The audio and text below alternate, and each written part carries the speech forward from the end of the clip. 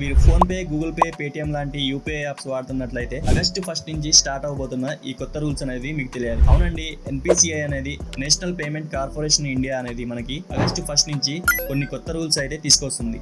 ఆ రూల్స్ ఏంటో తెలియాలంటే ఫస్ట్ వీడియోని లైక్ చేసి సేవ్ చేసుకోండి. ఇన్ఫర్మేషన్ ని మీ ఫ్రెండ్స్ తోటి షేర్ చేయండి. ఛానల్ ని ఫస్ట్ టైం చూస్తున్నట్లయితే సబ్స్క్రైబ్ చేయండి. అందులో నెంబర్ 1 వచ్చేసి చెక్ బ్యాలెన్స్ లిమిట్. ఇంతకు ముందు మనము మన బ్యాలెన్స్ చెక్ చేసుకోవాలంటే అన్లిమిటెడ్ గా ఎప్పుడు పడితే అప్పుడు చెక్ చేసుకునేటోళ్ళం. కానీ ఇప్పుడు ఆగస్టు 1 నుంచి బ్యాలెన్స్ చెక్ చేసుకోవాలంటే డైలీ 50 టైమ్స్ మాత్రమే మనము బ్యాలెన్స్ అయితే చెక్ చేసుకోవచ్చు. నెంబర్ 2 వచ్చేసి లింక్డ్ బ్యాంక్ అకౌంట్ మొబైల్. మన బ్యాంక్ అకౌంట్ తోటి మన మొబైల్ నెంబర్ ని వెరిఫై చేసుకోవాలనుకుంటే డైలీ 25 టైమ్స్ మాత్రమే మన మొబైల్ నెంబర్ ని వెరిఫై చేసుకోవాలి. నెంబర్ 3 వచ్చేసి time limit slots auto payment transaction. మనం ఏదైనా ఓటీటీ యాప్స్ లో సబ్స్క్రిప్షన్ తీసుకున్నా గానీ లేదా మనము ఏదైనా ఇన్సూరెన్స్ పాలసీని రెన్యువల్ చేసుకోవాలనుకుంటే మన యూపీఐ యాప్స్ లో ఆటో పేమెంట్ ట్రాన్సాక్షన్స్ అనేవి ఆన్ చేసి పెట్టుకుంటాం. ఈ ఆటో పేమెంట్ ట్రాన్సాక్షన్ ఏ టైంలో అయినా మనకి ఆటో పేమెంట్ ట్రాన్సాక్షన్ అనేవి అయిపోయి ఆగస్టు 1 నుంచి మనకి ఆటో పేమెంట్ ట్రాన్సాక్షన్స్ ఏ టైంలో ప్రాసెస్ చేయబడతాయంటే మార్నింగ్ 10:30 లోపు, ఆఫ్టర్నూన్ 1 నుంచి ఈవినింగ్ 5 వరకు లేదా నైట్ 9:30 నుంచి మనకి ఈ ఆటో పేమెంట్ ట్రాన్సాక్షన్స్ అనేవి ప్రాసెస్ చేయబడతాయి. నెంబర్ 4 వచ్చేసి ట్రాన్సాక్షన్ స్టేటస్ లిమిట్. ఇంతకుముందు మనం పేమెంట్ చేసేటప్పుడు మన పేమెంట్ స్టక్ అయినా,